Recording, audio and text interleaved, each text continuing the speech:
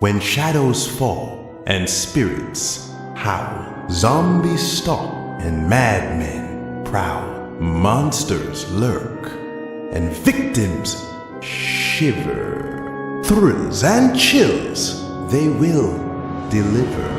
Arise from your graves and get in the mood. It's time to join the Spooky Dudes.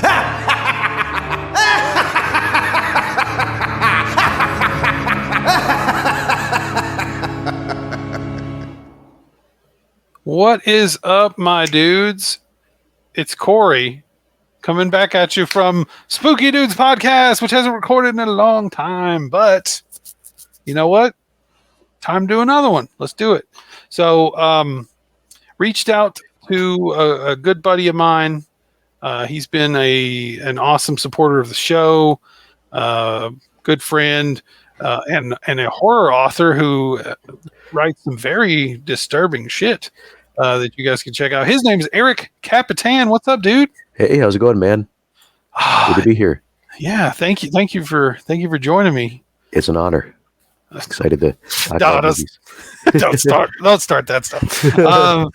So, and if things sound a little different, guys, recording through a different method tonight, using StreamYard, so it may sound a little different than what you're used to with Spooky Dudes, but the test run sounded pretty good, so hopefully you guys will enjoy this.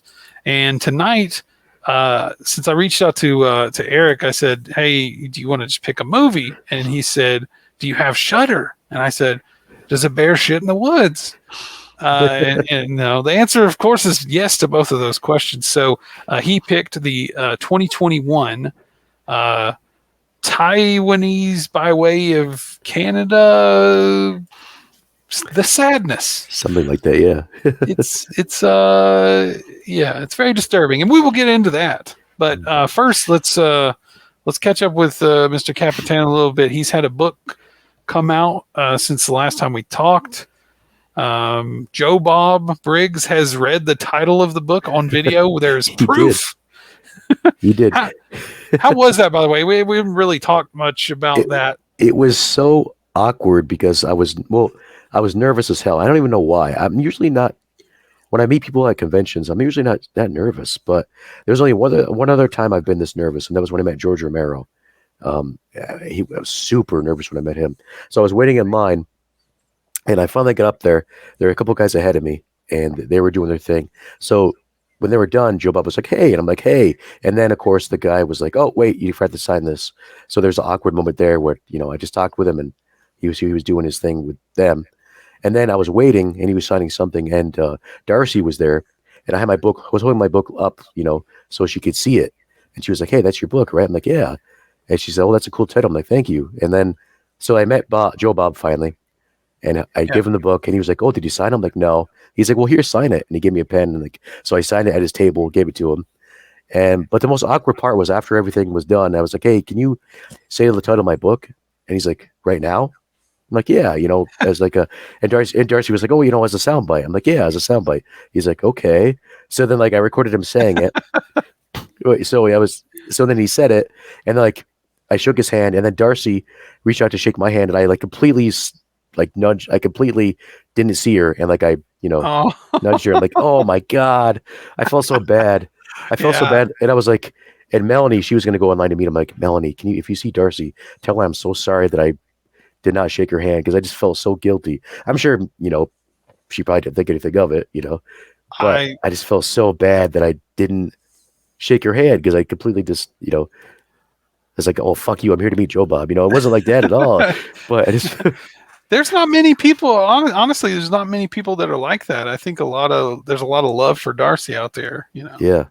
And it's not that I didn't want to shake her hand. I just completely didn't think of it. I was just so nervous. I was thinking, "Oh shit!" But they've got to know that it's for a fan meeting, somebody they look up to and everything. That it's nerve wracking a little bit. Yeah. So they have to understand that. Yeah, but it was cool though. Definitely a cool experience. I love the photo op. That was awesome too. Definitely cool. That was a Man, that was that was a stressful point for us. But you know what though? It went smooth for them. I mean, as far as getting in line, like there was a Oh, lot of people there, but it was like once the line got going, it was, done. So it was pretty quick. I think Casey, my sister, and Lisa ran a real tight ship getting people Yeah, through the no, they line. did it really good. Yeah, they did a really good job. Everybody was really good there. I think I think we got talked into doing that again. At least doing photo ops again. I think we might change things up a little bit, but I do think, and this is Adrian from Scarefest really kind of talked us into it. She was like, it's such a good experience for the fans. And I mean, there were some technical issues like with the prints and stuff like that. And there was maybe one or two people that were very upset, but by and large, I think it was just a cool experience. And Matt set up those sets for that and the John Dugan, Texas Chainsaw table photo. Dude, those were killer. I didn't get to see that one, but I saw Melanie's because she did the Nightmare on Elm Street one. Yeah. But I didn't get to see the Texas Chainsaw Massacre one. It was cool, man. He had a table and there was a cosplayer as Jason, or sorry, not Jesus, Leatherface. It's all good. The guy's name is Skyler. I don't know why. He does dress up like Jason. He will be Jason at the Tom Matthews event in nice. July. So he was dressed up like Leatherface, sitting at one side of the table and looking at the camera. And then like whoever the fan was is on this side looking at the camera. And then Dugan's at the head of the table holding the sledgehammer, looking at the camera with, bloody body parts on the table. Oh, that's awesome. It was a cool. I was jealous that I didn't jump in line for that one. I did jump in for the Joe Bob and Darcy one. I should have got one for that too, because that does sound pretty cool. Yeah. It was cool. And I can't spoil anything, but there may be other opportunities. Nice. If you see the face I'm making. And as far as people getting upset, you can't please everybody, and you're still learning. You learn from what you do. So yeah, and that's the thing too. Like we really want the fans to be happy. Like that's what it's all about. Like at the end of the day, it's not really about making money. It's not about looking good or just who you get to hang out with. But it's like there were so many stories coming out of FrankenCon that people just had a good time. That made me feel good. Like all that time and effort and stress was worth it. Oh yeah, I really love the live commentary for Nightmare on Elm Street Part 2.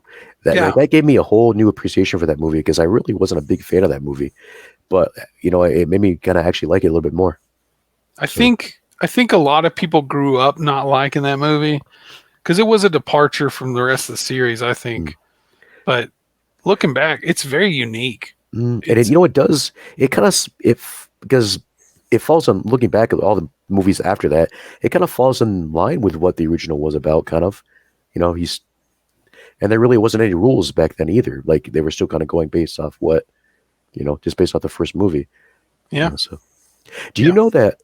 I don't know. I'm just thinking about this, but do you know that the original idea for the second one was going to be like a. I think they kind of revisited this when they did the fourth one, or maybe the fifth one, like where Freddy actually possesses a baby in this woman's womb, and like he's trying to like influence the baby. It would be like a Rosemary's, sounds really creepy. And they kind of did. I guess they deemed it was too dark, I guess, so they didn't go with that. But that would have been interesting if they went that route, which I guess they did in the fourth one, or maybe the fourth or fifth one. I don't remember. The Dream Child. The Dream Child, yeah.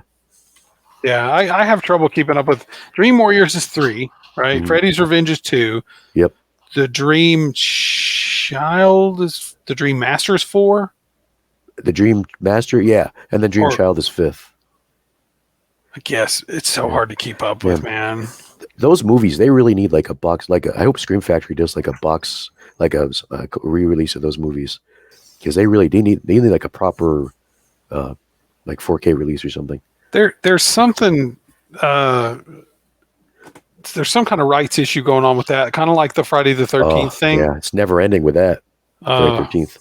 Apparently not, man. We need a new Jason movie. I mean, it's been a while, It's been too long. It has been. I don't know if we're ever going to see one.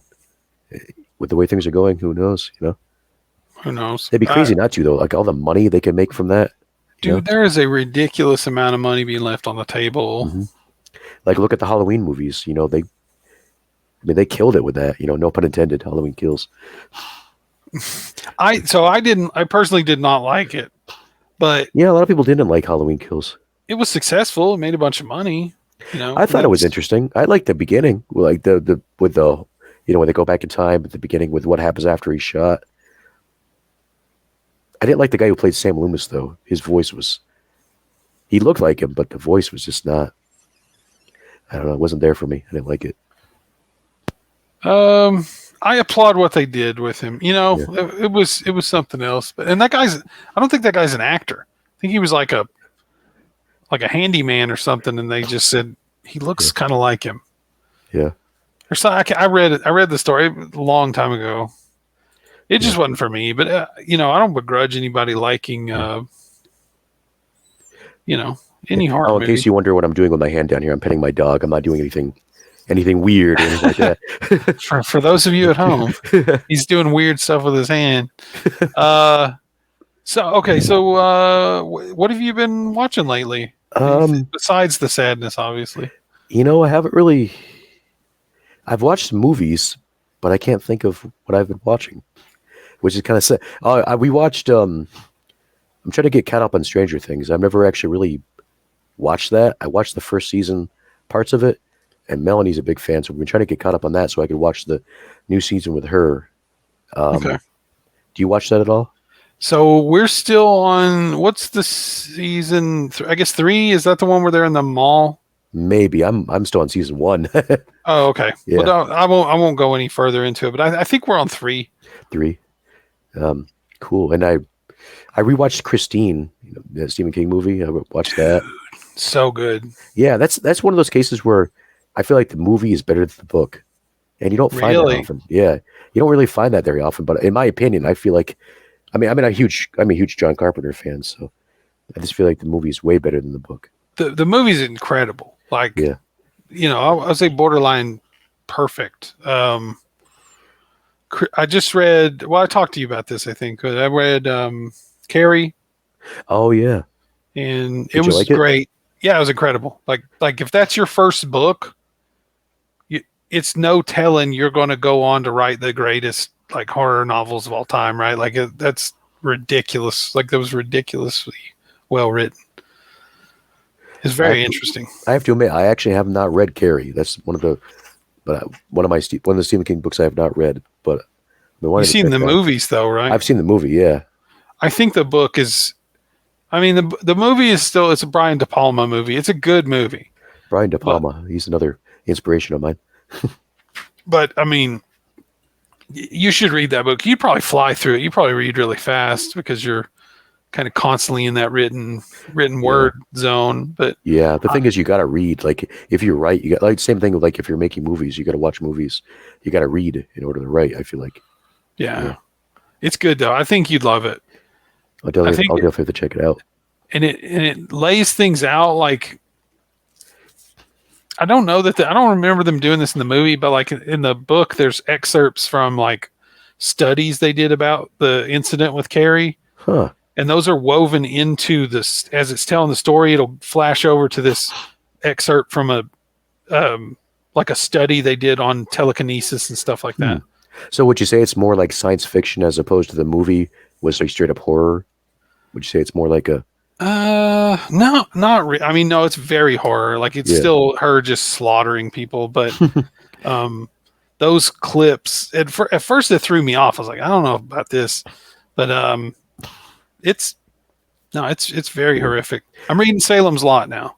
Ooh, Salem's Lot. Yeah, that's a good one. About 40% through that one. Nice. I love Salem's Lot. Yeah, dude, just. I don't know, man. There's a reason people love Stephen King, and I hate that I waited so long to start reading his stuff. You should. It's good. You should read just some Jack Ketchum. Jack Ketchum is a really great author. I think he's. I mean, people know him, but I feel like he's so underrated. He deserves a lot more credit than he gets. Yeah, no, man. You don't have to write like Stephen King. You write like Eric Kapitan. That's your thing, man. I've read one of your books. I am not. When I read your book, I was on vacation. We were at the beach, and at the time I was reading nothing. So I was like, you know what? Eric sent me this book. I'm going to read it. And I sat down and read the whole thing, and I enjoyed it. It's messed up. That's the thing. Character's a big deal. Mm-hmm. That's the kind of stuff that King is king of, right? Like, not to be ridiculous, but like those characters have depth to them. Mm-hmm. I don't remember the character that what's his name, John Travolta played in Carrie, having a lot of depth to him. But in the book, there's a lot there, and I mean, I guess it's the different format. That's the thing. Yeah, that's the thing. You can do so much more with books than with film. I mean, so there's like so much more detail you can go into. You can almost get inside the character's head, which is what I think is difficult to do with film. I mean, it's possible, but it's it's possible. You just have to be very economical, right? Mm-hmm. Speaking of which, do you, what's some of the stuff you want to talk about? Some of the books you've been catching lately, or so I met actually an author named Robert Essrig. I'm hoping I'm saying that name correctly. Or no, Essig. I'm sorry, Essig. So I met him at FrankenCon, and because he was next to my table, and turns out that we're in a lot of the same Facebook groups, writing groups, so we're kind of running the same circles. And I checked out one of his books called Tweaker Creatures. I'm not done with it yet, but it's very interesting. It makes me think of it's kind of like this. You ever see the movie Street Trash? Yes. It makes me reminds me of that for some reason, even though it's not really in the same wheelhouse, but it's about like this drug that makes you go crazy, basically. Like it's almost like it's stronger than meth, and so very interesting read. I'm not too far into it yet, but I'm definitely curious to see where it goes. And he's very, very good author, very well written. So cool. I have to check him out too. Yeah. Yeah. I had intended to just scoop up a book from everybody that had attended FrankenCon, but I couldn't get around, man. It was just, it's way busier than I thought it was going to be. I'm sure you're on demand a lot too, probably, with everything going on. A little bit. Yeah. But next time I'm gonna make the time. So we'll get it going. There'll be more time. So yeah, 2 days. Sweet.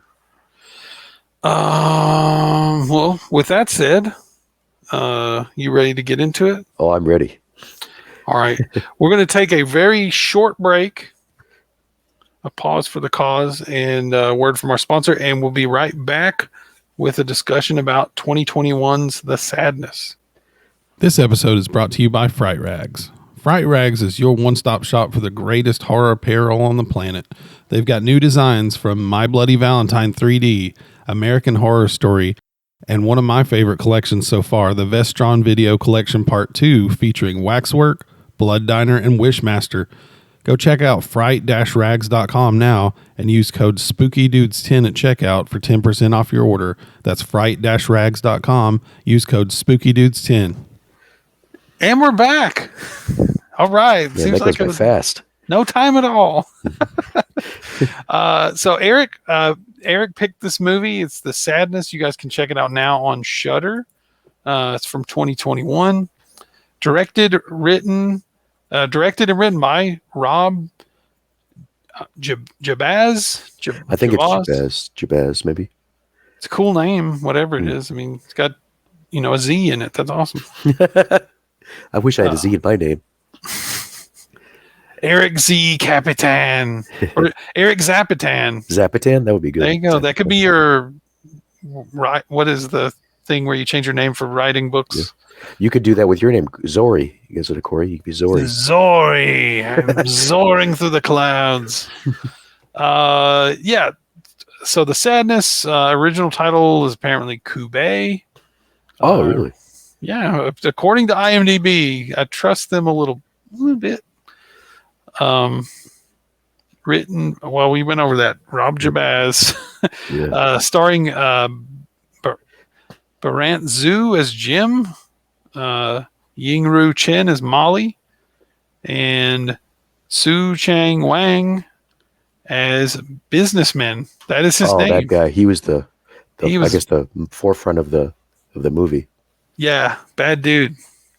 That was interesting.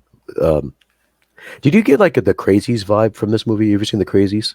Yeah. Yeah, Yeah, I could yeah. think of it the entire time. And of course, 20 Days Later, but I'm not really a big fan of 20 Days Later. So, but I guess that same kind of vibe, the pandemic. Yeah, my wife and I were watching it, and she was like, "It's like that one movie where the people start going nuts and like, start killing each other for no Yeah. reason." And I was like, "The Crazies?" She's like, "Yeah." I mean, it's similar.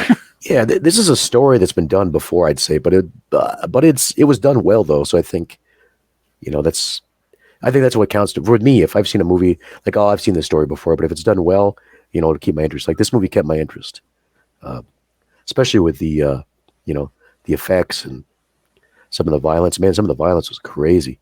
Oh, it's brutal. Yeah. So let's do a quick synopsis here. So basically, we're in Taiwan, and it's I'm reading this off of IMDb, by the way. A year into the pandemic, no one's having very strong symptoms, and everybody kind of lets their guard down. And the virus spontaneously mutates, which we get sort of an info dump toward the beginning of like, I guess, a doctor and a podcaster or some kind of online video host.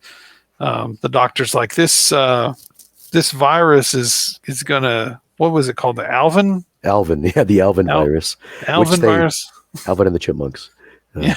But they said it was similar to rabies, is what in the movie that's what they're talking about. Which that's trouble right there when they're saying it's similar to rabies. So rabid, 28 Days Later, the Crazies. We're probably going to come up with other movies too. But yeah, there's a bunch of movies that you could compare this to. But immediately after the two main heroes here, or the two main characters, Jim and Molly, are a couple, young couple. I think Molly's Kat's the main character. Molly's the other girl. Oh, you're right. Okay, Yeah. yes. Oh, Molly was her friend. That friend there on the subway. Yeah. Okay. Or a random friend that she just met that day. Apologies, guys. IMDb did not have a picture for either of those actresses, so I was not sure exactly which one was which. But it is Kat. I believe you're right. Yeah. Jim and Kat are the couple. They live in an apartment together, and Jim drives her to work on his moped, and then she rides the subway to work. I didn't really understand the logistics. Yeah, I didn't get that either. Like, what is there like an island that he can't get his moped to? I don't know. But essentially, she works, and he's kind of having seems like he has an odd work situation. She goes to work, and as soon as she gets out of his sight, basically shit goes raw. Oh yeah, bloody. She rides into the subway while they're on this. This is after the cafe scene, isn't it? Yeah, it's like broken up into parts. Like it goes from like him to her, back and forth. Yeah, it had like titles pop up, Mm-hmm. and they were in quotes. It sort of bothered us why they were in quotes. We're like, why is it this afternoon or whatever? Yeah. You don't need to put that in quotes. But yeah, the cafe scene was when it first started to go crazy, and then went to her on the subway, and that was even more crazy. Oh yeah. Well, I mean, I don't think we need to spoil anything for this, but we can get into some of the crazier scenes here and talk about that. But first, before we get into that, in case anybody wants zero spoilers, what did you think of this movie overall? Man, I thought it was really good. Like a friend actually of mine, we talking back and forth on Facebook. We always recommend we're both into like sick shit. All this stuff. Sure. I'm a sick fuck. And he's like, hey, do you see this movie called The Sadness? He's like, no. He's like, check it out. It's on Shudder, and that's where I first discovered it. And I'm like, holy shit! I saw that thing and I was like, this looks like just like maybe a zombie movie, maybe some cool gore. But I was like blown away. Like I was not expecting the way they acted and some of the stuff they did, like the scenes, like the scene, like not to spoil, but the scene like with Molly, she's the one that with an eyeball. Mm-hmm. Yeah, what that guy does with her eyeball, or with her lack of eyeball, the eye socket, I should say. I was like, wow, this is interesting. You guys can just imagine Yeah. And what just happens the dialogue too. I was not expecting the way they spoke. Like that's the stuff they said. It was like, what the? It's yeah. I gosh, man, I want to say I enjoyed this movie, but I don't think I didn't dislike it. I think it's a good movie. It is hard to watch. Some of it is super brutal. It comes definitely from a place of mean spirits. If you are into the gore stuff, if you're into the really trashy stuff, I think that this is definitely worth a watch. If you like movies like The Crazies and 28 Days Later and stuff like that, but you want to take it to the next level where these infected people are really, really nasty. Like all they have is like what the id, their brain only wants to like screw things and kill shit. It's that kind of flick, man. I bet like the women's rights groups just love this movie too. I'm sure it's got a 90% on Rotten Tomatoes. Yeah, even Roger Ebert liked it even, and I was like, wow, he liked it. The tomato meter is at 90%. That's based on 42 critical reviews. Audience score 67, so it's a little lower for, I feel like it's just the timing of it, because obviously this was made to make fun of COVID, not make fun of it, but kind of satire COVID, what's going on with that, like the whole, like they mentioned, like what's going on with the government and how it's being, politicalized, and how people are like, over exaggerating it for their own gain, which is what a lot of people thought that people were doing with COVID. So there's definitely some satire going on there. Like it's not, I think if it had come out at any other time, it would not have a 90% on Rotten Tomatoes. Yeah, I think it's just the timing of it. But it's definitely, I feel like it's a black comedy to me. Like I feel like it's definitely like, I don't think it's meant to be taken seriously. I don't think it was going and saying like, oh, this is like, to me anyways, I feel like parts of it were just like funny. And maybe I'm just sick because I have a dark sense of humor, but like some of the stuff that was just said, like the scene when he's like, I can still feel her eyeball fluid drying on my dick. I'm like, it was pretty brutal. Yeah. It's just like, I'm glad it wasn't dubbed too, because I hate movies that are dubbed. I don't know how you feel about that, but like, I cannot watch dub movies. I watch a lot of Italian. Yeah, I was gonna say I watch a lot of Giallo and a lot of Italian stuff. So dub is fine for me. I feel like I can handle that better because I feel like it was, even though the voices can be really bad, like House by the Cemetery, Bob. I don't know if you watched that movie. Yeah, that was really bad. But I feel like I don't know, something about it is better than dubbing now. Maybe it's just me, but that's what they did in Italy too. They never actually recorded audio. Everything was always dubbed. By order of the government, right? Wasn't that like a thing from the time of Mussolini? Oh, maybe. I think it's weird. I listened to something where they were talking about that. I think it was what's his name? Eli Roth. Yep. Eli Roth talking. It was something on history of horror where he's talking about Italian cinema. But that dude's he knows his stuff when it comes to horror films. I mean, people love him or hate him. He definitely does have a vast knowledge of stuff. Yeah, absolutely. I'm a fan. I like most of his movies, and I really like listening to him talk. Cabin Fever, and then Hostel, but then I couldn't really get into that Green Inferno movie. Well, once you've seen Cannibal Holocaust, Green Inferno is sort of tame. I get what he was trying to do, but yeah, I didn't really care for it. I liked Knock Knock. I thought it was pretty good. Knock Knock. I don't know if I saw that, and I didn't see Death Wish either. I know he did the Death Wish remake, which I didn't see it either. I don't really have any desire to see that. Nah, I'll give it a shot. Well, it's one of those things that, like, if I'm just sitting around with nothing to do, which is like never, it feels like I'm constantly busy. But I would give it a shot. Just I wouldn't go out of my way to see it. Yeah. All right, so back to the sadness, guys. If you don't want any spoilers, you guys have kind of heard our basically our recommendations here. I'm going to recommend this for only the the real gore hounds, the people that like something extra violent. It is very intense. Yeah, definitely. And it doesn't let up either. Like just when you think No. like it gets worse and worse and worse, violent wise. And I'll say this, man. Like a lot of movies they'll be really brutal, and then like toward the end it'll let up, just like what you just said. But like this thing is bleak from start to finish. It just gets bleaker and bleaker and bleaker. Like it's if you're looking for an experience where you're like you get like a cathartic release at the end, I don't think this is it. No, it definitely is an uncomfortable watch too. And that's what I kind of liked about it is it made you feel uncomfortable. Like just the way the characters looked, like made you feel kind of icky. Like just be like, ooh, like. Oh, it's gross. Because you're like, I don't know how they're even passing this thing around, right? Like there's blood and guts everywhere. Vomit or like because they were vomiting. I know they're like vomiting on each other every now and then, but I don't really. But it's like they were passing it around very easily before this, right? Because somebody had to get it to someone else. I don't know, man. Yeah, I noticed too. Like when someone got attacked, right? Yeah. Like, and then like shortly afterwards, they started attacking somebody, and then it was just like a domino effect, like just a chain reaction of just, and that's what was kind of cool about it. Like it started out with one simple thing, and then just like bam, everybody had it.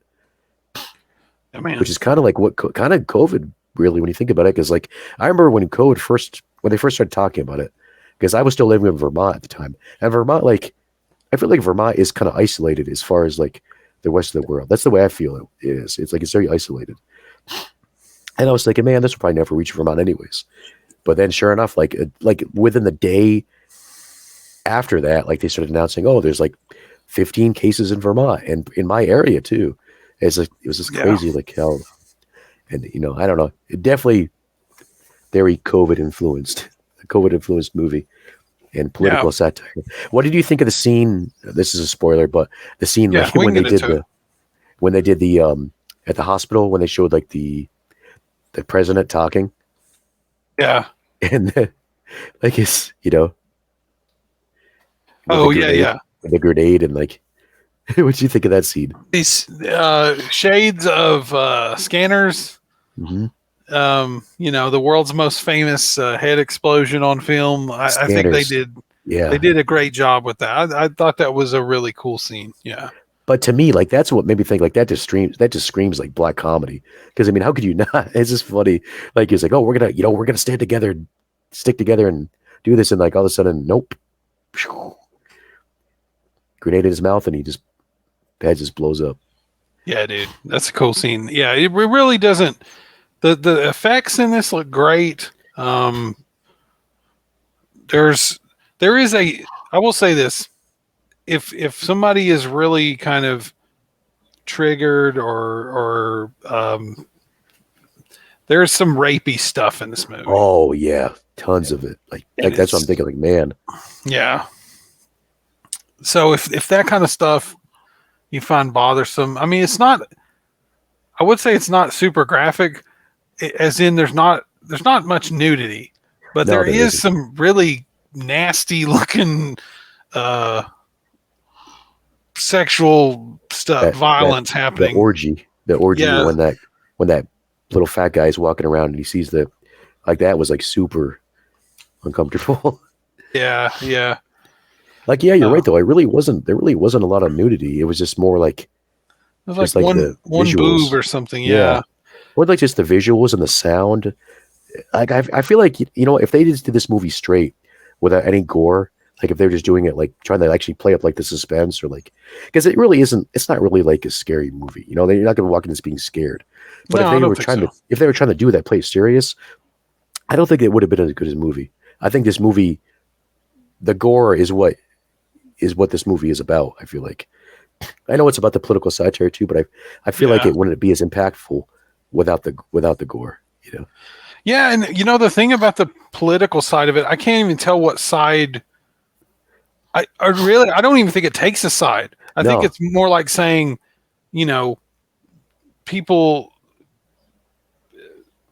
some people overreacted and some people treated other people like shit. And, you know, this is what happens when people turn into awful people and they only care about, you know, screwing and killing things. Like it's a problem, you know. I don't know.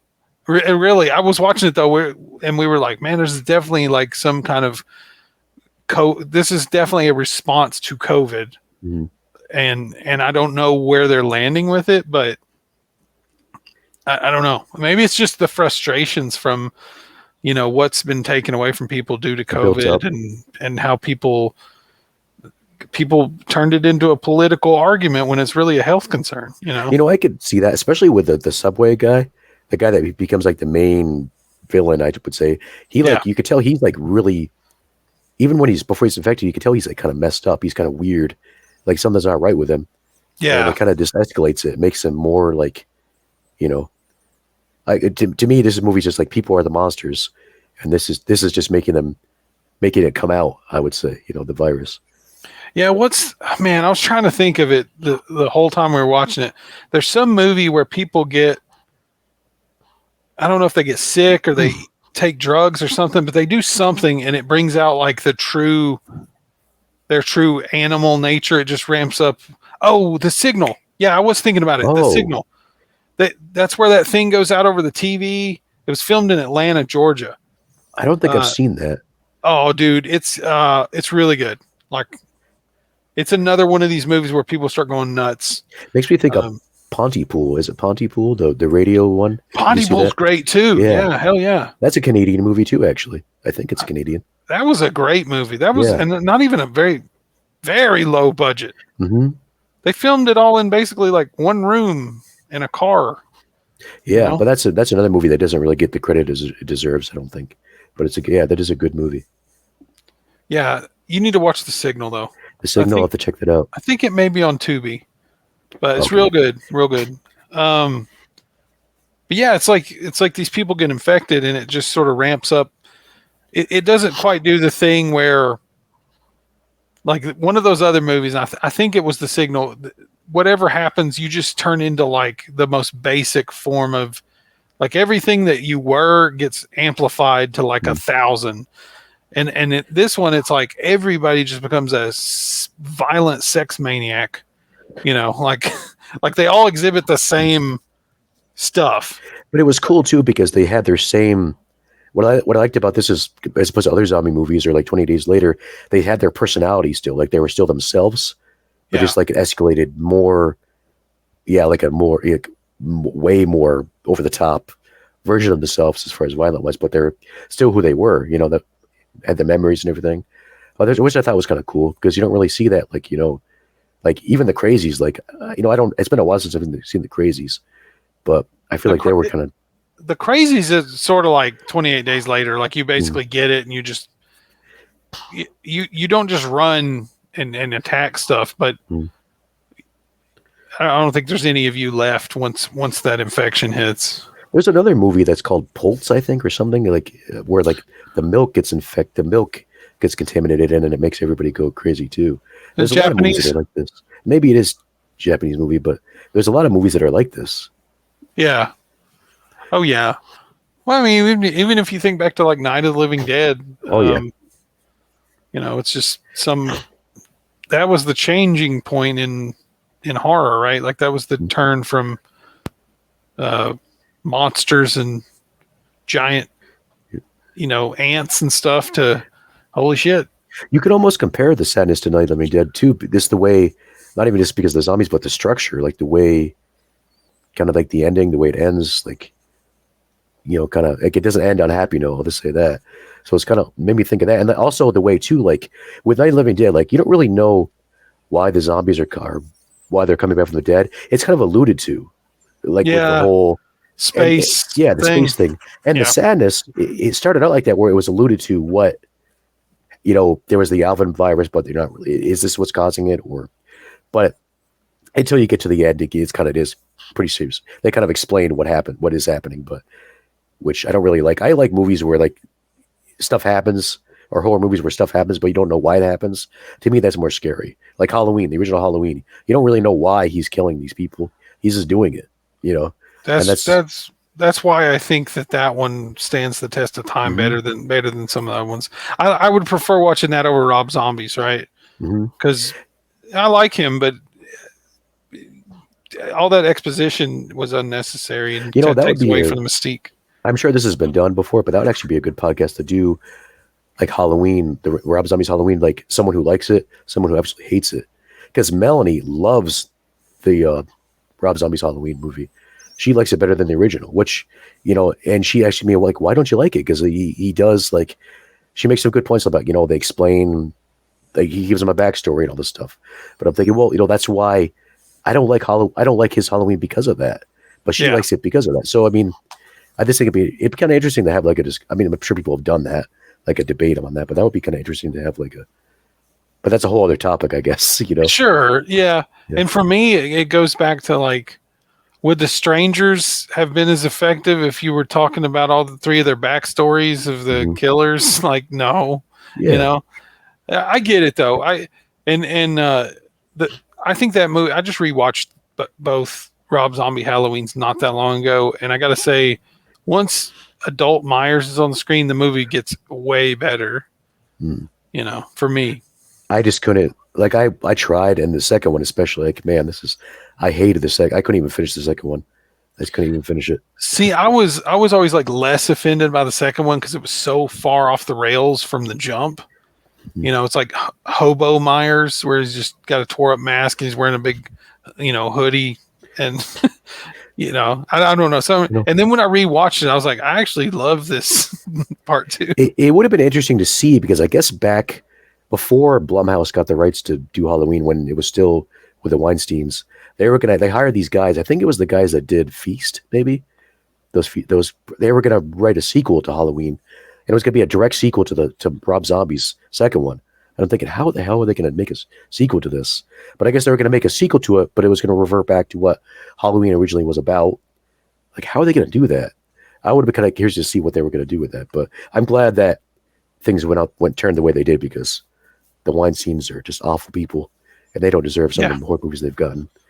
Yeah, they've had the rights to, especially Hellraiser. Thank God that's not, with them anymore either.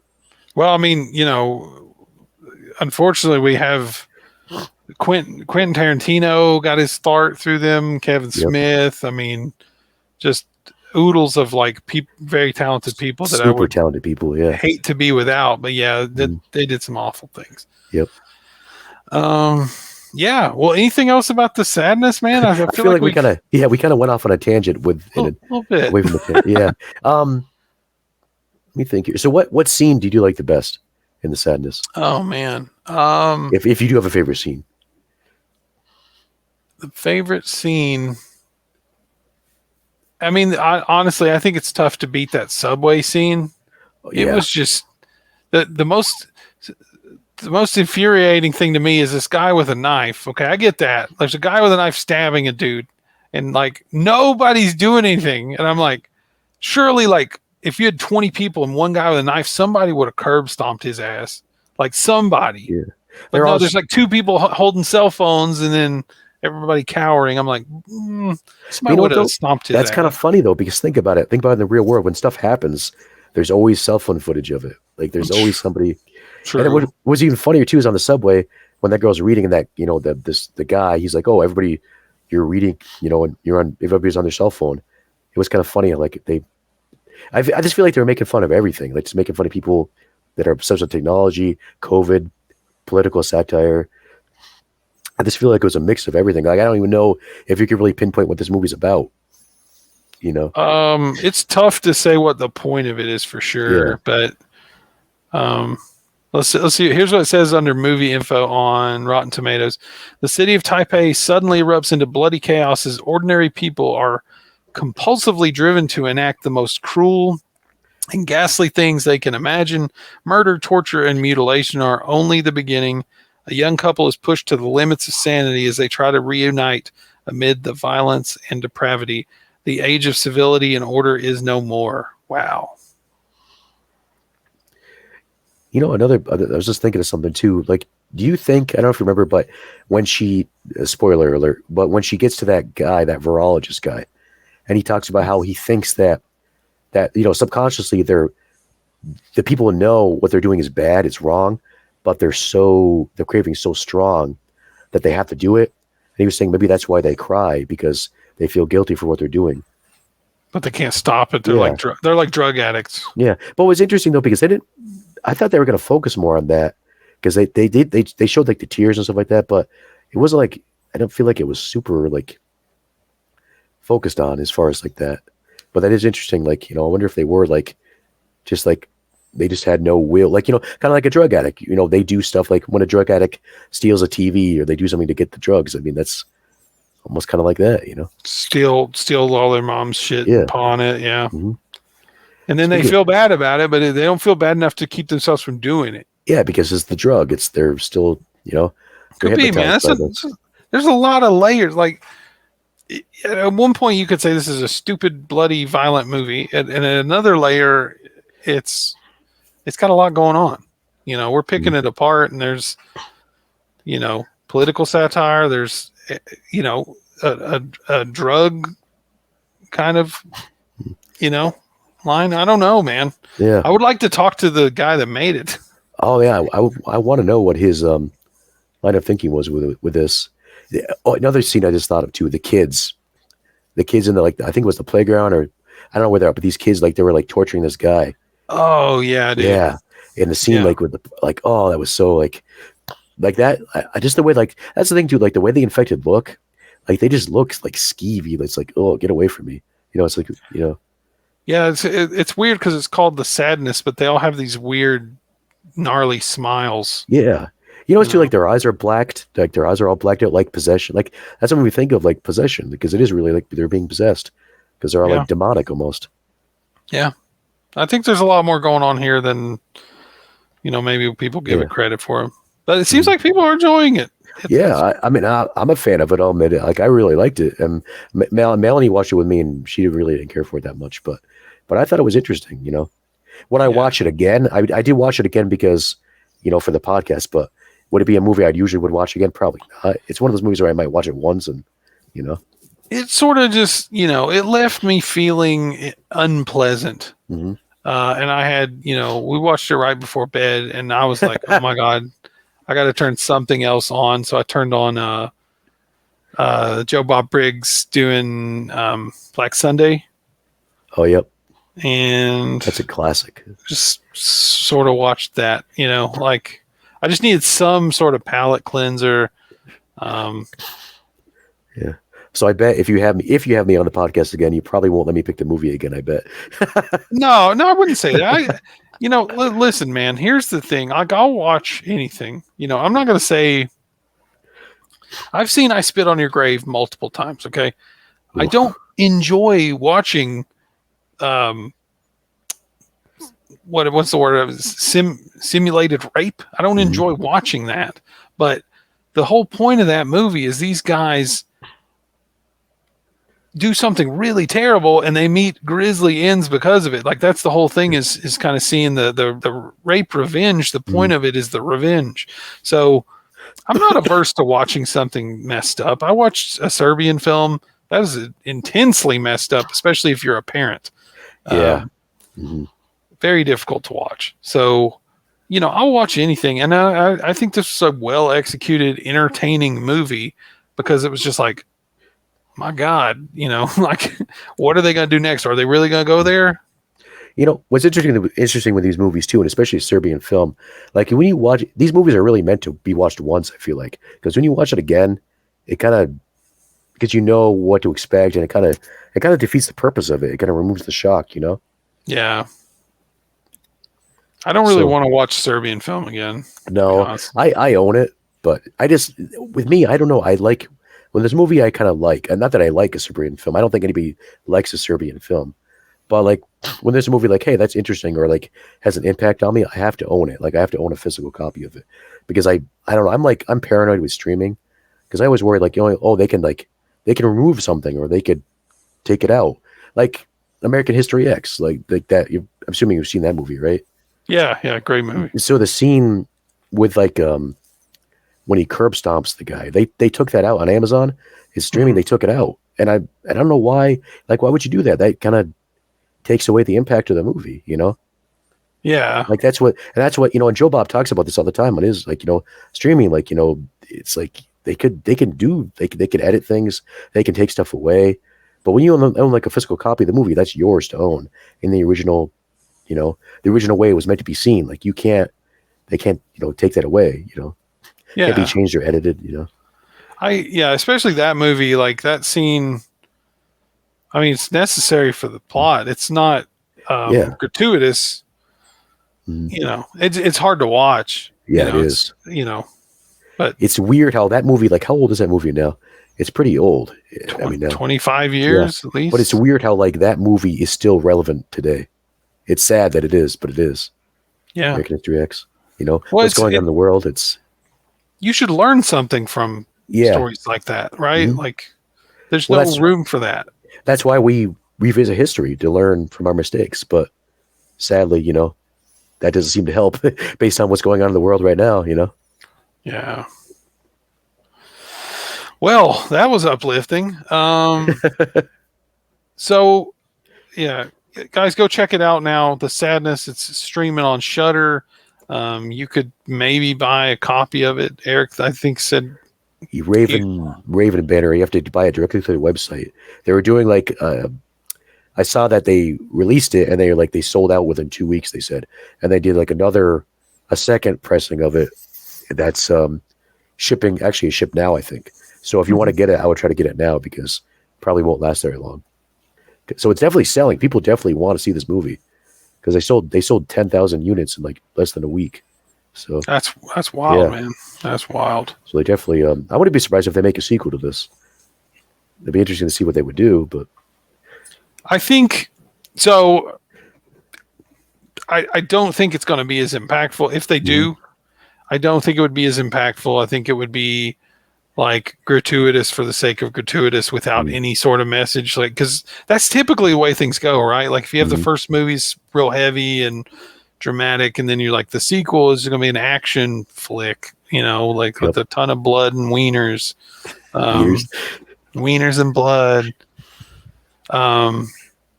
Yeah, I don't know, man. We'll see. I want to see more from this Jabaz guy. I don't know if he's done. I know he's done other movies, but I don't think he's done any horror movies. I think this was his first horror movie. So, be interested to see. Yeah, be interested to see what he did, because he definitely has talent. You can tell, like, some of the shots are really beautiful. Like the reflections, like on the water and the blood. Like, it was really cool. Like, it was really shot very well. Technically, it's a great movie. Yeah, he definitely had a budget for this. Oh yeah. It looks slick. Yeah. I forgot to mention this before the show, but got to put you on the spot now. What do you pair this up with for a double feature? Well, so Mickey Mouse to cleanse the palate. I could make it easy, and you could do like a movie that's similar. But to me, they gave me like the same feeling as far as like if you really want to go deep down in the mud and be like have like a depraved movie night, I would watch this, and then I Saw the Devil, that Korean movie. I still have not watched it. Oh my God, you need to see it. On my list. It's on my list. Is it as messed up as this? No, it's gory, but it's definitely not as gory as this. There's definitely some uncomfortableness to it, but it's more about, it's definitely not. It's a really interesting movie. I would definitely check it out. It's like a revenge movie, but similar to I Spit on Your Grave, but it's like action meets I Spit on Your Grave, kind of. There's definitely some cool scenes to it. Okay.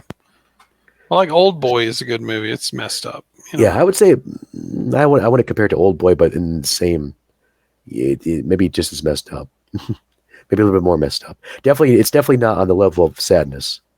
The Sadness, no. Okay. All right. I'll check it out. I'm probably going to have to give it a little time. Yeah. Get some better sleep. What would you pair the Sadness with?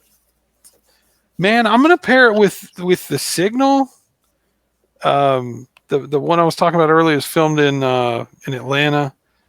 And I'm going to say watch this one first and then watch the Signal. Because and actually we did the Signal on Spooky Dudes. I can't remember what episode number, and the website's jacked up right now. I need to fix that. So I can't tell you guys, but it does exist. But yeah, it's a good movie, man. It's got more hope in it than this. So that's why I would watch this one first and then that one second. But yeah, I highly recommend the Signal. A detox out of the I needed it, man. It was I took this movie pretty intensely. Let me see if Signal's streaming. I think it's streaming on. Maybe it's on Tubi. I think I have Tubi right here in my. I believe. Wait, this is not it. The Signal from 2007, not 2014. You see, and it's got AJ Bowen in it. He's in a bunch of cool kind of indie horror flicks. Justin Wellborn's also in it. Interesting. You've definitely seen him in some stuff before. No. It is streaming. Okay, not on Tubi. It's on something called Canopy with a K. Canopy? Huh. For free. You can rent it on Amazon for $2.99. It's worth it. Yeah. I bought the DVD from Horror Pack when they were selling their clearance stuff. I think I paid like $5 for the DVD because it was worth it. Oh, nice. Yeah. Well, check that out. Yeah, dude, definitely. I want to know what you think of it afterwards too. Yeah, definitely. All right. So what's going on in your world, and where can the listeners find Eric Kapitan? So I'm working on 2 new books right now. One is a short story collection. The other one is actually a semi-sequel to Night of the Undead Whores, but it's not really. It's about the character Bob. I think it's going to be really interesting. It's going to be, the main character is actually a 12-year-old boy. So it's going to be different from what I usually do. I don't think it's going to be as gory. Like there'll be gore, like violence, but it won't be like gore for the sake of gore. It'll be more restrained. I think this might be actually more scary than, because I'll be honest, my books are gory because they're meant to be gory. They are. Yeah, but this is going to be more restrained, I think, because I want to purposely do that because it's a kid, so I have to kind of walk a fine line with that. But I'm going to try to push the envelope a little bit too. But of course you will. Yeah. I expect no less. But that's basically what's going on with me. And I'm on, you can follow me on Facebook. I think it's facebook.com/eric.kapitan. I'm on Instagram. I think it's at erick.horror. I'm on TikTok, but I don't really use it. But I'm on there at erick.horror. So that's me. That's what I got going on in my crazy ass world. Well, that is awesome, dude. Guys, check his books out. They are available on Amazon. And yeah, we'll be hearing back from Eric soon. I just reached out to him and see if he wanted to record, and he came up with this. He pitched this movie at me. Well, the last one I pitched to him, the last one he did with me was that The Happening? The Vampire Happening, which is just like just vampires and titties the whole time. That was a way different movie compared to this one. Very different. Like that was a much. I was gonna say it was a much hornier movie, but this one. Well, hornier in a different way. Horny. Yeah, a different way. I wouldn't say like I don't think anybody's gonna watch The Sadness and be like, "Ooh, I'm turned on." At least I hope not. But. Dude, I goo. That's all I gotta say. Oh, all right. Well, Molly was creepy as hell too. That Molly character, like even before she got hurt, she was creepy. Was she creepy? Yeah, to me, she was creepy. Like something about her just creeped me out. Oh, okay. I'm weird. I don't know. When people watch the movie, they'll know what I'm talking about. Because she's just, I don't know. Something about her was just weird. Well, there you go. Yep. Molly's weird, says Eric Kapitan. Yep. Well, thank you, dude. I appreciate you doing this, and it was a lot of fun catching up with you again. I'm happy to be here. It's awesome. All right, y'all. Check out Eric's books, and I don't know what's coming up next week on Spooky Dudes, but just hang in there, and we'll have regular episodes coming out on the regular. That's awkward. All right. The regular. All right. regular. Well, keep regular and stay spooky, my dudes. Yeah.